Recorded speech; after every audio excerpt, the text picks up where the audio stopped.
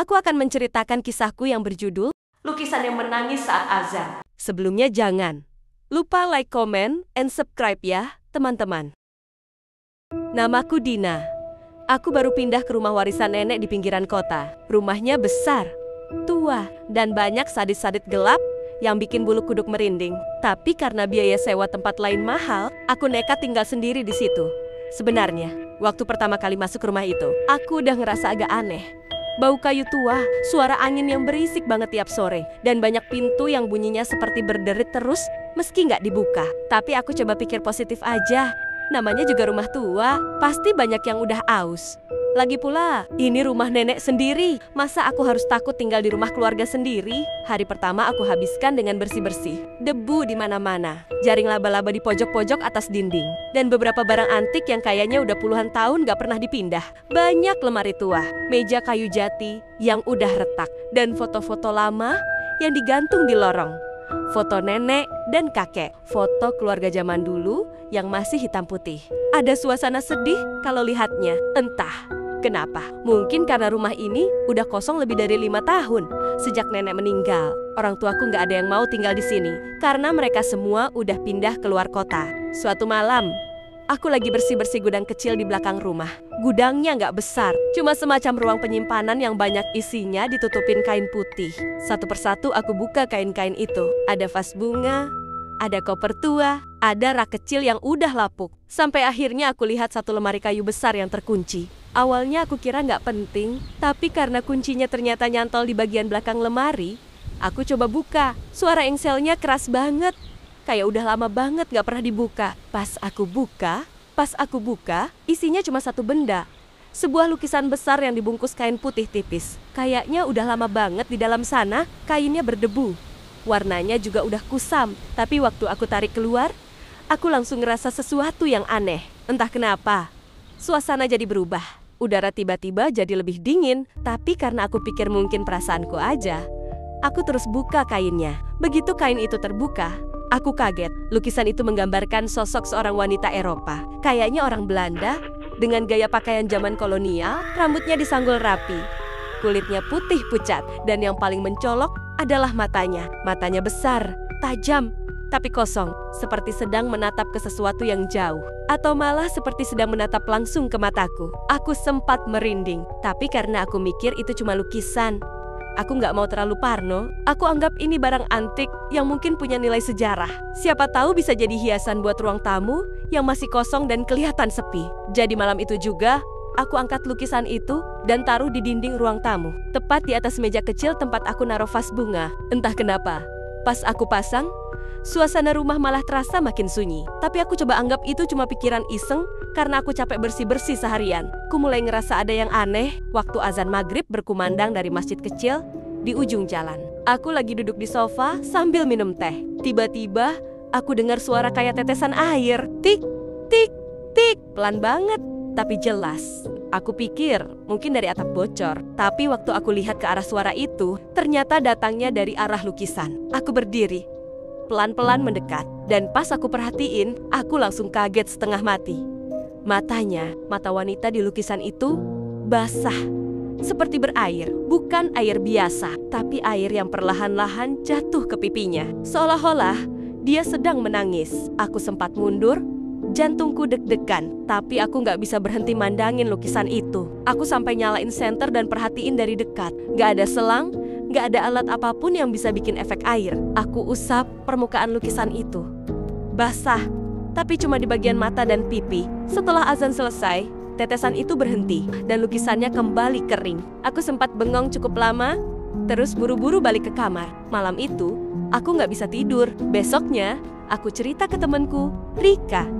Dia orangnya nggak gampang takut, tapi waktu aku ajak dia ke rumah dan tunjukin lukisan itu, dia langsung bergidik. Ini kok tatapannya kayak ngikutin ya, katanya sambil sedikit menjauh. Aku cuma bisa senyum pahit. Malam berikutnya, kejadian itu terulang lagi. Saat azan maghrib, suara tetesan air itu terdengar lagi. Dan kali ini, aku coba diam aja di sofa, nggak berani ngelihat langsung. Tapi jendela kaca di sampingku memantulkan bayangan lukisan itu. Dan aku Bisa lihat, tetesannya makin jelas, seperti air mata yang mengalir deras. Aku beraniin diri buat ngelirik, matanya terlihat lebih hidup, lebih nyata, dan aku sempat merasa seperti ada sesuatu yang bergerak di balik lukisan itu. Waktu aku lihat jam, azan sudah selesai, dan seperti biasa, tetesannya berhenti. Lukisan itu kembali seperti semula, tapi perasaanku enggak. Malam itu, aku tidur dengan lampu menyala. Aku nggak bisa lepasin pikiran dari tatapan mata di lukisan itu. Dan aku mulai sadar, setiap kali aku lewat depan lukisan, seolah-olah mata itu mengikuti gerakanku. Hari-hari berikutnya, makin aneh. Kadang aku dengar suara langkah pelan dari arah ruang tamu waktu malam. Pas aku intip, nggak ada siapa-siapa. Tapi lukisan itu seolah sedikit berubah posisinya. Pernah sekali aku yakin banget posisi lukisan itu lebih miring ke kanan daripada sebelumnya. Tapi karena aku tinggal sendiri, aku nggak berani nuduh macam-macam. Aku coba anggap itu cuma halusinasi. Puncaknya, malam keempat aku tinggal di sana. Aku ketiduran di sofa ruang tamu, TV masih nyala, dan aku tertidur sambil peluk selimut. Sekitar pukul 2 pagi, aku terbangun karena dengar suara isakan pelan. Aku pikir itu dari TV. Tapi pas aku lihat layar TV-nya udah mati. Padahal aku nggak pernah mati. Suara isakan itu pelan, lirih, seperti suara perempuan yang nahan tangis. Dan sumber suaranya dari arah lukisan. Aku nggak tahu kenapa aku berani, tapi aku bangun dan mendekat. Semakin dekat, suara tangisannya makin jelas. Dan saat aku tepat di depannya, aku lihat matanya basah lagi. Tapi kali ini, tetesannya jatuh ke bawah lukisan, mengalir sedikit ke bingkai. Aku langsung mundur, tangan gemetar, dan tubuhku kaku, kayak batu. Aku langsung masuk kamar, ngunci pintu, dan coba baca doa yang aku ingat. Suara tangis itu perlahan memudar, tapi malam itu aku benar-benar nggak bisa tidur. Esok harinya aku mutusin buat bungkus lagi lukisan itu dan simpan ke gudang. Tapi anehnya, waktu aku mau copot dari dinding, lukisan itu berat banget, seolah-olah ada yang nahan. Padahal waktu aku pasang dulu, aku bisa angkat sendiri. Aku sampai harus pakai kursi dan dorong kuat-kuat baru bisa lepas. Setelah lepas, aku bungkus lagi pakai kain putih dan bawa ke gudang belakang, tempat aku pertama kali nemuin. Tapi setelah itu, suara tetesan itu tetap muncul, bahkan saat azan Isya. Padahal lukisannya udah nggak di ruang tamu. Dan yang paling menyeramkan, kadang aku lihat bekas air di lantai, tepat di bawah tempat lukisan itu dulu tergantung. Padahal dindingnya kering. Bekas tetesan itu muncul sendiri, seperti ada sesuatu yang masih menangis, meski lukisannya udah nggak di sana.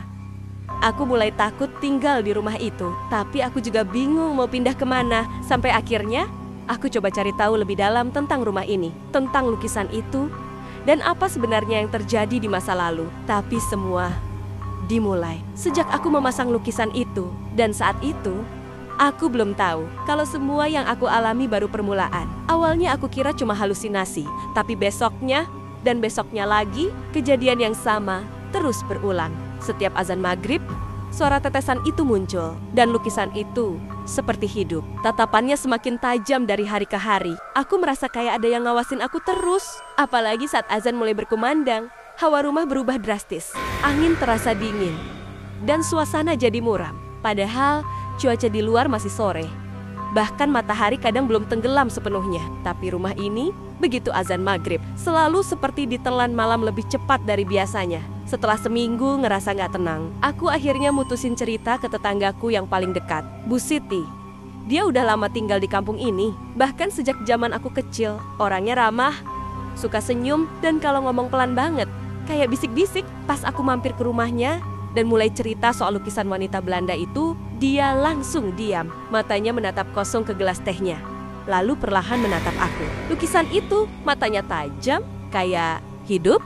Tanya Bu Siti dengan suara pelan, agak gemetar. Aku angguk pelan, iya Bu.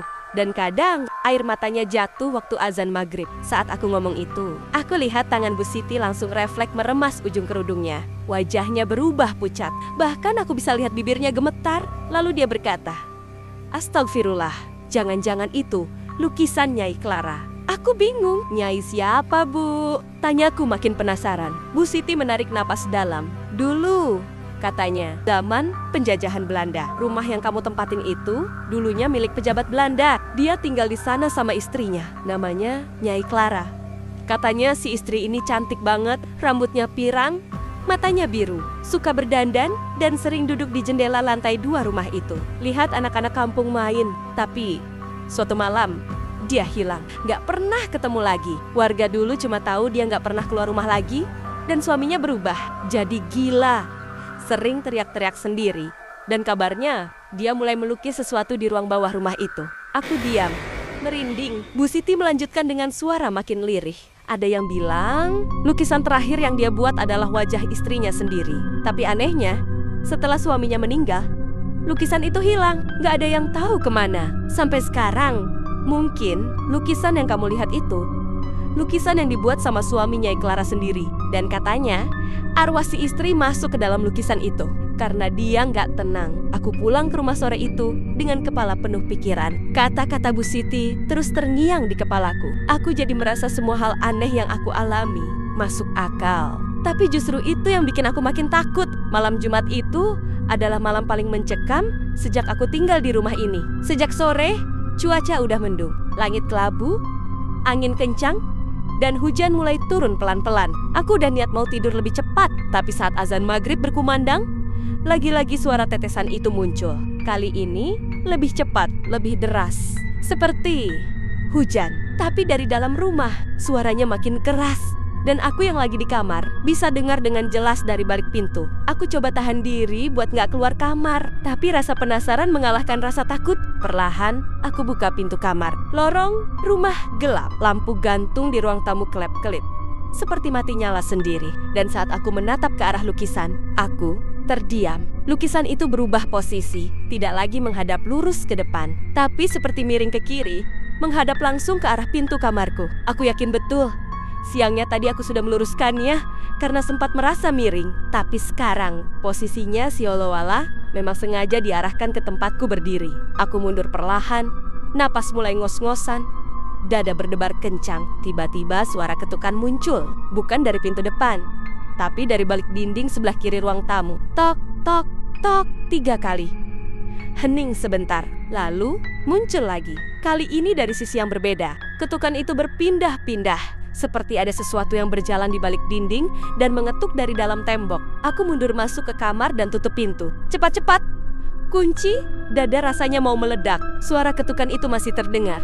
Pelan, terus-menerus. Dan tiba-tiba, lampu kamar mati, gelap total. Gelap total, hanya sisa cahaya dari luar jendela yang sesekali tersambar petir. Dalam cahaya kilat yang menyambar, aku melihat bayangan di balik tirai jendela, seperti seseorang berdiri diam, menatap ke dalam. Aku teriak, aku benar-benar teriak, tapi suara teriakanku terasa ditelan sunyi. Gak ada tanggapan, gak ada suara lain selain hujan dan angin. Dan isak tangis lirih. Sama seperti malam saat aku tidur di sofa itu. Tangisan yang datang dari luar kamar, dari ruang tamu, dari arah lukisan. Aku nggak tahu berapa lama aku duduk meringkuk di pojok kamar. Aku pegang tasbih kecil peninggalan almarhumah ibu, sambil terus baca doa. Sampai akhirnya azan Isya terdengar. Suasana mulai meredah, lampu menyala kembali, dan suara ketukan itu berhenti. Pagi harinya, aku coba keluar kamar. Semua tampak normal. Lukisan itu kembali menghadap lurus. Tapi, di lantai bawah lukisan, aku melihat bekas tetesan air, seperti garis air yang menetes dari bingkai, menuruni tembok, dan menggenang kecil di lantai kayu. Aku ambil kain pel dan bersihkan. Tapi waktu aku angkat kainnya, air itu terasa dingin banget, seperti air es. Bahkan, kulit tanganku langsung terasa mati rasa beberapa detik. Hari itu, aku nggak bisa tenang. Aku merasa lukisan itu mulai bereaksi lebih dari sekadar menangis. Dia bergerak. Malamnya, aku coba tidur lebih cepat. Tapi sekitar jam 11 malam, aku mendengar bunyi seperti suara orang jalan di loteng. Langkah pelan, seret. Seperti kaki yang diseret di lantai kayu. Aku naik ke atas. Pelan-pelan, loteng rumah ini sebenarnya nggak pernah aku buka. Tapi waktu aku lihat, pintu loteng terbuka sendiri. Padahal biasanya terkunci. Aku naik dengan senter kecil di tangan. Bau debu langsung menyengat hidung. Loteng gelap, penuh kotak-kotak lama. Tapi aku mendengar suara. Seperti gumaman. Clara, Clara, Clara, lirih, laki-laki. Aku cari sumber suara itu. Tapi nggak ada siapa-siapa. Tiba-tiba senterku mati. Gelap total. Gelap total. Aku buru-buru turun. hampir jatuh dari tangga. Dan saat aku menoleh ke ruang tamu, aku lihat sesuatu yang bikin aku hampir pingsan. Lukisan itu senyum. Aku yakin sebelumnya wajah wanita itu datar, tapi sekarang bibirnya melengkung sedikit, mata masih berlinang, tapi senyum itu tipis dan mengerikan. Bukan senyum bahagia, tapi seperti senyum licik. Seperti dia tahu aku sudah masuk perangkapnya. Malam itu aku gak tidur sama sekali, dan keesokan harinya aku pergi ke kelurahan, ke arsip lama. Aku tanya soal rumah ini, dan benar, dulu rumah ini memang milik seorang Belanda, namanya Jacobus van der Wijk. Dia menikah dengan perempuan bernama Clara van Holten, tapi gak ada catatan kematian Clara. Hanya Jacobus yang tercatat, meninggal mendadak di dalam rumah, dinyatakan bunuh diri. Polisi Belanda saat itu hanya menutup kasus sebagai gangguan jiwa akibat kehilangan. Tapi rumor di kampung mengatakan Jacobus membunuh istrinya karena cemburu, lalu menyesal dan membunuh diri sendiri. Setelah suara Clara terus memanggil dari dalam lukisan, aku pulang dari kantor kelurahan dengan kepala pusing. Semua cerita Bu Siti ternyata benar, dan lukisan yang kutemukan mungkin benar-benar benda terkutuk yang menampung arwah, atau lebih buruk, perangkap roh. Tapi semua belum berakhir, karena malamnya lukisan itu tidak lagi hanya menangis. Lukisan itu mengeluarkan darah. Puncaknya terjadi saat azan subuh. Aku terbangun karena mimpi buruk. Dalam mimpi itu, aku berdiri di lorong gelap rumah. Sunyi, sepi, dan hanya terdengar bunyi detak jam tua. Tapi yang bikin aku benar-benar panik adalah sosok wanita di lukisan itu. Keluar dari bingkai, dia berjalan ke arahku, perlahan, sambil menyeret gaunnya yang panjang dan kotor. Rambut pirangnya tergerai kusut, wajahnya pucat, dan dari matanya menetes cairan merah gelap. Bukan air mata, tapi darah. Matanya kosong, tapi sedih. Tatapannya bukan marah, bukan ingin menyakiti, tapi seperti memohon, minta dibebaskan. Tapi entah dari apa, aku tak bisa bergerak. Seperti tubuhku dikunci, dan saat dia semakin dekat, aku lihat bibirnya bergerak. Dia mengucapkan sesuatu yang gak jelas, seperti dalam bahasa asing. Suaranya pelan, gemetar, seperti orang kedinginan. Aku langsung terbangun dengan napas terengah. Baju tidurku basah oleh keringat dingin. Aku lihat ke jendela, langit masih gelap, tapi suara azan subuh sudah berkumandang dari masjid. Dan di tengah suara azan itu, aku dengar lagi suara lirih. Bukan tangisan kali ini, tapi suara seseorang yang bicara pelan. Kayak orang yang mencoba menyampaikan sesuatu, tapi terhalang. Seperti dari balik dinding. Dan itu datang dari ruang tamu. Tanpa pikir panjang, aku bangun, pakai jaket dan keluar kamar. Lorong tampak tenang. Tidak ada suara apapun. Tapi begitu kakiku menyentuh lantai ruang tamu, aku langsung terpaku. Di depan mataku, lukisan itu basah, tapi bukan air. Warnanya merah tua, menetes dari mata sang wanita dalam lukisan, menyusuri pipinya, jatuh ke bingkai, dan menetes ke lantai. Aku melangkah pelan, dan semakin dekat, aku sadar itu darah. Darah, betulan, baunya menyengat, seperti besi, dan membuat perutku mual. Suara lirih itu makin jelas. Aku bisa mendengar gumaman seperti minta tolong, tapi dengan suara parau, lemah, dan menyayat hati. Aku berdiri di depan lukisan itu, dan untuk pertama kalinya, aku merasa lukisan itu bukan cuma benda mati. Seolah-olah ada seseorang di baliknya, seseorang yang terjebak dan berusaha keluar. Aku nggak kuat. Aku lari keluar rumah sambil menahan tangis, takut, dan gemetar. Udara subuh masih dingin, jalanan sepi, tapi lampu masjid sudah menyala. Aku langsung menuju ke sana dan mencari ustaz yang biasa jadi imam, Pak Ustaz Rahman. Beliau orangnya kalem, selalu tersenyum, dan dikenal sebagai orang yang sering membantu warga kalau ada gangguan-gangguan mistis. Saat aku ceritakan semua yang terjadi sambil menangis dan setengah gemetar, beliau langsung menatap serius. "Tenang Bu Dina," katanya lembut. "Bismillah. Mari kita lihat. Kalau memang itu gangguan, insya Allah akan bantu kita." Kami kembali ke rumah. Aku bukakan pintu, dan suasana ruang tamu masih sama. Lukisan itu masih meneteskan darah. Ustaz mendekat pelan. Tangannya mengusap jenggot, lalu menghela napas. "Ini bukan lukisan biasa," katanya. "Ini wadah, tempat bersemayamnya roh. Tapi ini bukan jin jahat." Dia menangis karena terjebak. Ustaz lalu mulai membaca ayat-ayat suci dengan suara lantang. Surat Al-Baqarah, ayat kursi, dan beberapa doa perlindungan. Suaranya memenuhi rumah yang hening, dan yang terjadi kemudian membuat bulu kuduku berdiri. Lukisan itu tiba-tiba bergetar, bukan karena gempa, tapi seperti ada sesuatu dari dalam yang meronta-ronta. Getarannya makin keras. Suara tangisan dari lukisan berubah jadi jeritan, seperti jeritan perempuan yang disiksa. Aku menutup telinga, tapi suara itu tetap terdengar dalam kepala. Ustadz terus membaca, semakin keras, semakin cepat, dan tiba-tiba lukisan itu terbakar sendiri, tanpa api. Api tidak terlihat, tapi warnanya berubah. Kanvasnya menghitam dari tengah, seperti terbakar dari dalam. Bingkainya retak, seperti pecah karena panas. Dan suara jeritan itu berubah jadi isakan pelan. Kemudian, hening. Hening. Tak ada darah, tak ada suara, tak ada getaran. Aku hanya bisa berdiri mematung. Ustaz pelan-pelan menurunkan lukisan itu dan meletakkannya di lantai. Kanvasnya kini kosong, hitam. Hanya bekas bayangan samar-samar bentuk wajah wanita. Tapi bukan lagi wajah jelas seperti sebelumnya. Seolah-olah sosok itu pergi atau dilepaskan.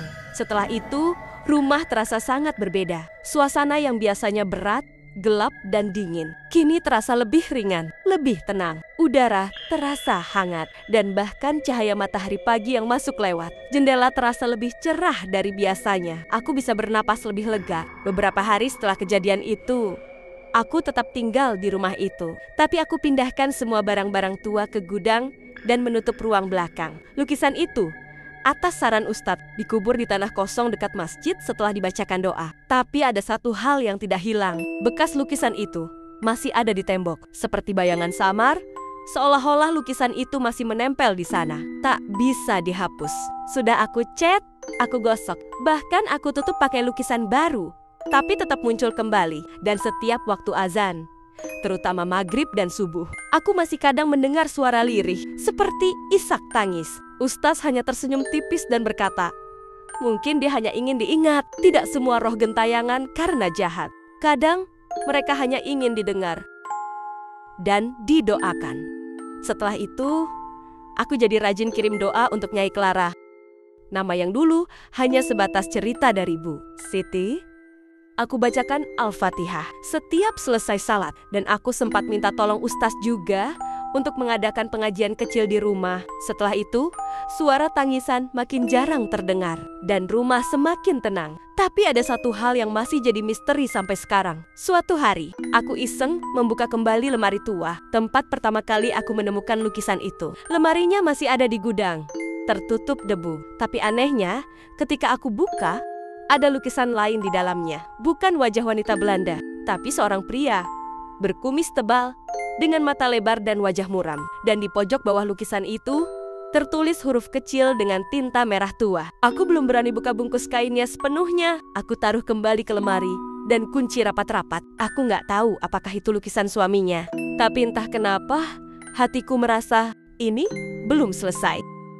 Karena kadang saat aku berdiri di ruang tamu, tepat di depan bekas lukisan lama itu, aku merasa masih ada yang mengawasiku. Seolah-olah seseorang yang dulu terperangkap, tidak sendiri. Dan malam itu, saat aku hampir tertidur, aku dengar suara ketukan pelan dari ruang bawah. Tok, tok, tok. Sama seperti awalnya dulu. Ikuti kisahku terus ya.